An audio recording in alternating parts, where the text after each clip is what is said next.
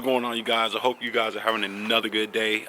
Thank you so much for checking the video out, bringing you guys another video. I'm actually filming two videos today. This is the second one. The first one is already filmed, cut, processed, and it's already out. It's live. The second one is right now. This will be going out tomorrow, which is Monday. Now, for those of you that, and this, once again, I told you guys, follow Instagram because that's where all the good stuff goes down. So, a couple weeks ago, I had put up a post on Instagram on my story, and I said, hey, gonna be doing a question and answer video. Ask me questions, and you guys that saw it killed it and asked a ton of questions that I have on my phone here. So we're gonna be doing a question and answer on this video. So I think this is awesome. Last time I did one of these, I did a live stream, and that was still fun too. But I think this is nicer because, you know, the quality's better. You can, I don't know, I think it's pretty cool. Shout out to Anthem Off-Road for the hat. I also got a t-shirt, but I'm not wearing it right now.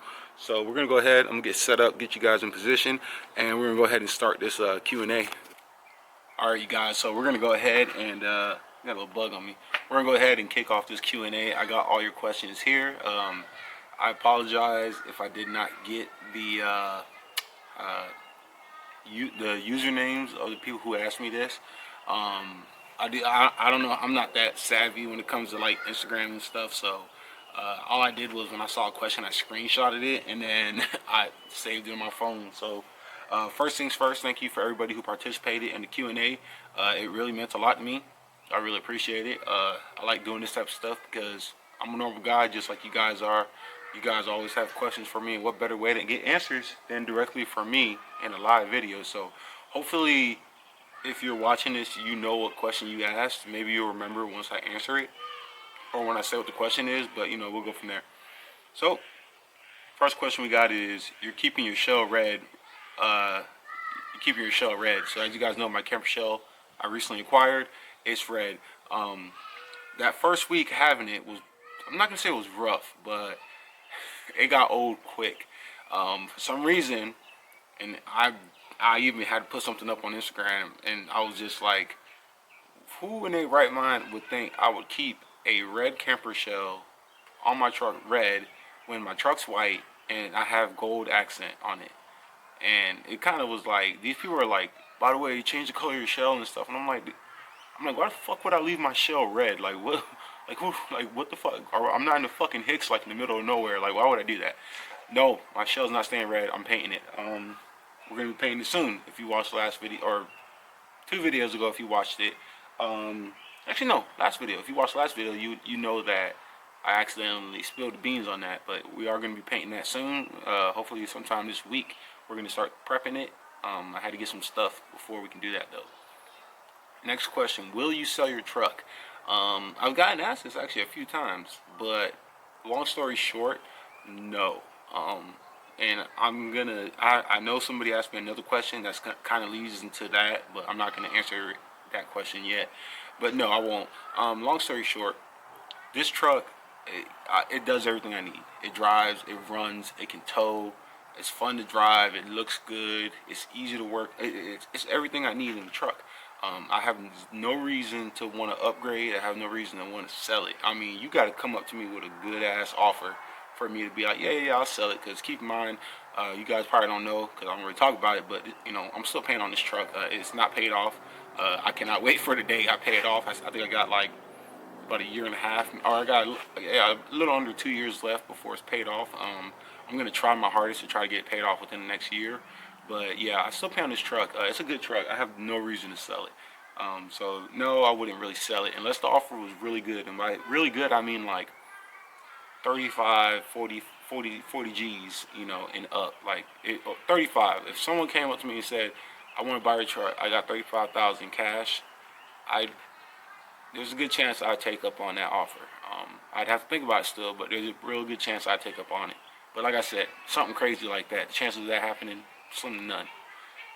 Next question we got: what made you go with a Cummins instead of a Chevy or a Ford? Your channel is awesome. Whoever asked that, thank you. First off, I really appreciate you checking out the channel. Secondly, so I used to have a Ford. It's not on this channel. This was before I was making YouTube videos. I used to have a 2006. I'm going to find a picture and I'm going to put it up right now. I used to have a 2006 Ford F350 King Ranch, long bed, 2-wheel drive. It had the 6.0 Power Stroke. I used to have a Ford. It was a good truck. But you know, 6.0. Here's the thing about 6.0. 6.0 is not a bad engine. It's just you gotta do stuff to make it right. You know what I'm saying? Like once you bulletproof a 6.0, it's actually a pretty solid truck. And I know everybody's like, well, if you bulletproof any diesel engine, it's gonna be a good. Yeah, but you gotta think you can get a diesel truck. You can get a relatively 10-year-old diesel truck, 12-year-old diesel truck for under 10 grand. Put about, if you do all the work yourself, put about 2,500, maybe 3 grand into the engine, and you got you a pretty solid diesel truck. On top of that, their transmissions are actually pretty good. I think they're like the 5R100s, the 5R100s, yeah, something like that. They're actually pretty good transmissions. They're better than the 68 RFEs. I know that for a fact. So, what made me choose a Cummins? So after having I got off a tangent. After having my Ford, I went on a deployment. This is in 2016. The truck sat for 6 months, came back. Was driving the truck for about 2 months. They shit 2 injectors in a week from sitting. The EGR cooler was starting to go out. This was in California, so you guys know how it is out there. Things were happening, and within the 6 months of that happening, I was supposed to be doing a cross country to North Carolina here, and moving my family and stuff here, because that's where I'm stationed at. And I was like, no, I can't do it. So I sold that, and I was like, you know what? Everybody talks about a Cummins. I've been doing research. I took about 2 to 3 weeks deciding between the new Power Stroke, the 6.7 Power Stroke, a Duramax, and a Cummins. And I did a lot of research, and that's one reason. That's a tangent. But anyways, yeah. And I ended up pulling the trigger on the Cummins. What made me choose the 6.7 or the 5.9? Honestly, at the time, I wanted something a little newer, and I really didn't know the true difference back then between a 5.9 and 6.7, other than one had emissions and one didn't. One had a little more power, one had a little less power. Which actually, even now, then that's really what you're getting. I mean, yeah, 6.7 is a stronger block, better main crank, a better crank, bearings, and everything's better. But still, they're both reliable engines. So that's why I chose the Cummins over a Chevy and a Ford. I used to have a Ford, never looked back once I sold it. And the thing about a Duramax is Duramaxes are really awesome. If I couldn't get a Cummins, I would definitely get a Duramax, unless it's the new 6.7 Power Strokes, because those are looking pretty sweet. But the thing about the Duramax is there's no room to work on it. Same thing with the Power Strokes. There's no room to work on it, and I'm a fan of working on my own stuff. And you want to do something as simple as change an alternator. You gotta, or you want to change something, and you gotta take off all this stuff. You gotta take off shrouds and cables and front grill, and it's like, man, that's a lot of stuff just to change out something simple like a serpentine belt, right? Something like that. All right, so that's why I chose that. Why don't you put fat injectors in your truck? So I'm actually glad I remember this question when I first saw it. So why don't I put fat injectors in my truck? So you guys that have been with the channel for a while, you guys know what my ideology was in terms of the build, the plan, the vision for the truck. It slightly changed, okay? I did want like 750 horsepower daily driver, but as time went on, last month and in the past, while I was thinking about it, and I was just like, this truck is a blast to drive right now. It's fun to drive. I'd probably say it's very, very high 400. It's probably in the fives now, but it's a 500 horsepower truck, and it's a fun truck to drive. And it probably is high 400s. And it's a fun truck to drive. You know what I'm saying? When you start doing stuff like that, especially with fueling, when you start adding injectors, injection pumps, bigger fuel rail, and stuff like that, you lose reliability. You really do, because things change, and you can challenge it all you want, but the truth is, the more miles we add to our trucks, depending on what it is, the less reliable it's going to be. So the more horsepower you have, the less reliable it's going to be. You know, you don't see too many people with 1,000 horsepower trucks hauling across the country because they would burn through fuel. They would probably melt their pistons because their EGTs would be hot from towing. You just don't see that. You know, usually those reliable long-term diesel trucks are the 500 to 650, maybe 700, depending on how it was done. But that 500 to 650 range, that's like the sweet spot for fun, but yet super reliable. And tuning does have tuning and driving characteristics have a huge role in that. So, you know, that's how I look at it. So now at this point, if I slap some 50 horsepower injectors on here, I'm gonna call it a day with the build, or not with the build, but in terms of performance. At that point, I would be happy because what that would probably put me at is mid, maybe very early or mid to high 500s, if not creeping into the 600 club. Yeah, I have a S467, which is good up to 800 horsepower. So you're probably like, why did you get such a big turbo if you're not even gonna try to get 700? I want to see what it can do, and it can do stuff. The S467s love fuel, so you know I want this truck to be reliable but fun, and you can do that. You just gotta know how to do it. And putting 150 horsepower injectors on this, that's not practical. That's not in terms of the everyday driver tow where I can get on the highway. I don't have to worry about like my EGTs being too high and all that crazy stuff. But yeah, that's how I feel about that. What's your thought on the 7.3 Power Stroke? I love them. If I was looking for like a second diesel truck, it'd be between a common rail, you know, like a second gen 24 valve, 12 valve, or a 7.3. I like the OBS 7.3s, you know, so I think it went from like what 94 to 96. I don't know, but I like those. I always have a vision that I'd get a OBS 7.3 Power Stroke, the 4-door one, lift it up like 10 inches, put some like big ass like 40-inch forward wheels on it, and I think it'd be pretty sweet. Who knows, one day. How much horsepower and torque that old pig packing can, and please don't put a cap on it. Alright, so the cap's already on it, so I don't know what to tell you about that. It's not coming off until I paint it. For the horsepower, I don't know because I've never dynoed this truck. I know at the Myrtle Beach truck show last month, April, they had a dyno there.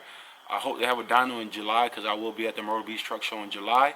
And I would like to get a dyno there. Hopefully also the truck will be re-geared by then too, because if I dyno it right now with the 373 gears, I'm not going to be too optimistic about that. So next truck you get should a crew cab 8-foot bed. So I'm assuming that meant next truck you get should be a crew cab 8-foot bed. Yeah, I guess. My last truck was an 8-foot bed, which was awesome for whenever I put stuff in there because I never had to worry about the tailgate being down. But yeah, I don't know. I'd consider it, but like I said, you know, I have no reason right now to get another truck. Just because, you know, situation I'm in and, you know, what I do and stuff. I mean, this truck right here does it all for me, so I'm happy right now. But yeah, I'd consider it. I just got a 4th gen Cummins, and I heard when you put an exhaust on it, the truck will go into limp mode. Is that true? No, it's I've never. If anybody's ever heard something like that in terms of this, please comment down below and let us know. I would love to hear about that. But I personally have never heard of that in my life. Yeah, putting an exhaust on it and the truck goes into limp mode. Yeah, somebody probably was fucking with you, man. Whoever told you that, they were probably messing around with you. So, yeah. All right. How often do you have to change ball joints and wheel bearings, or do you have something to help that? So wheel bearings, I had to change. I've put 2 sets of wheel bearings on within a little over a year. Last year I put the cheap little eBay ones on, and then this year, recently, like a few weeks ago, I put the well, they're eBay, but apparently they're supposed to be better. But I put wheel bearings on again. Ball joints, I haven't changed ball joints since 2 years ago. They're still good. I have XFR or XRF ball joints. They're holding up pretty good. They're doing their job. So haven't had to change that. I keep all of my stuff greased. Ball joints, U joints. I used to do tie rods and stuff until, well, you know, got the crossover steering now. So yeah, anything to help with that. grease, man. Lubricating that's probably one of the most oversought and just completely neglected. Sorry if it looks like I'm like scratching myself. There's like bugs and flies out here right now. Uh, you know, that's one of the most neglected things on a suspension on a truck is that people do not grease it. Now, one thing Dodge did on these third gens, which I think was the dumbest idea, is they made non-greasable. They called it service-free suspension, but they made non-greasable fittings. So the tie rods, ball joints, and stuff was all non-greasable, which is horrible. I don't know why you would do that. You need that. That stuff needs to get greased. If you're not greasing it, I like to grease mine probably like every 3 months. But if you're not greasing it every oil change, you definitely want to. That will help prolong that type of stuff from going out. You know what I'm saying? Why are you adding coil spacers and not going with the new lift? So with the suspension video, I didn't mention in the video. I probably should have, but I only needed so much more lift, and the cost didn't justify what I wanted. So I wanted to be able to fit 37-inch tires, 14-inch wide wheels underneath this truck. The next lift up would be a 6-inch lift or 8-inch lift. The 8-inch lift from Zone is about $1,600. For me to get mind you, I already had a 5-inch lift on the truck. In order for me to get a 8-inch lift, because I would not pay $1,600 for a 6-inch lift because I already have a 5-inch lift. For me to pay $1,600 for an extra 3 inches of lift did not justify it. You know what I'm saying? That money can go to way better things. So that's why I did the spacers instead, because I paid $55 in labor, which was myself. I did it myself, and you know that I save money like that, and it rides good. It does what I needed to do. You guys seen the wheels on the truck, so it definitely can work. You just need to do things right, you know what I'm saying? So yeah, but check that video out if you have not checked it out yet about me talking about the suspension. It was posted up yesterday and on Sunday, so yesterday's video. It was posted up, so make sure you check that video out, because I talk about the suspension, what things you want to do or you need to make sure you do if you're going to go the route I went, because a lot of people do it wrong and then they get mad. You got to do it right. There's a certain way to do it, so check that video out to find out about that. Why did you go with Anthem? So once again, same thing, check the video out because I talked about it in yesterday's video. But long story short, Anthem was one of the few companies that was willing to take a chance on me with a wheel in terms of sponsorship. That's why I'm wearing their hat. But yeah, they were willing to take a chance on me. You know, a lot of companies didn't even respond to me, didn't even hit me back up. Or if they did, they gave me the generic, you know, try again or we're sorry. So Anthem was willing to take a chance on me, and for that, you know, I appreciate it. So I'm going to represent them. And like I said, I did pay for the wheels, but at the same time, it was, you know, it was discounted. So I went with them. Plus the wheels look good too. You know what I'm saying? I like the way these wheels look. You got the mesh, you got the milled aluminum or whatever with the gloss black trim. It looks good. I like it. Have you ever had to replace the door wiring yet on the rear door? No, I have not. I don't even know what that is in reference to. I've never heard of that or anything like that. But no, I haven't. Are there any plans for the transmission to be upgraded? So with the trans, yes, there is.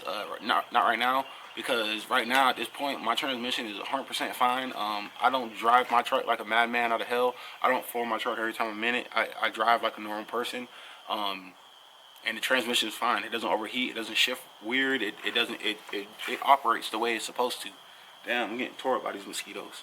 But yeah, so are there plans for the transmission to be upgraded? Yep, I do plan on upgrading eventually. I would like to do something nice and simple, like a RevMax 550, or is it 550 or 700?